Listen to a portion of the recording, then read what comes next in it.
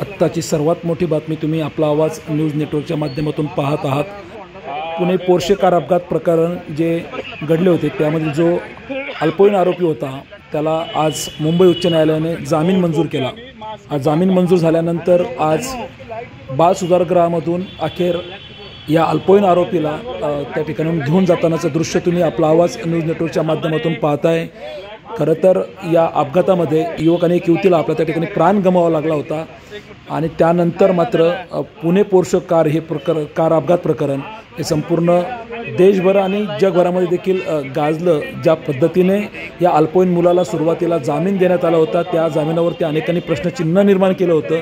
त्यानंतर मात्र या संपूर्ण प्रकरणाला एक वेगळं वळण लागलं आणि आज आपण पाहतोय की या पुणे पोर्शे कार अपघात प्रकरणामधील जो अल्पवयीन आरोपी आहे त्याला मुंबई उच्च न्यायालयाने त्या ठिकाणी जामीन मंजूर केलेला आहे। आत्ता साधारणतः 8:15च्या सुमारास या अल्पवयीन आरोपीला त्या ठिकाणी त्याचे नातेवाईक कारमधून घेऊन जात आहे।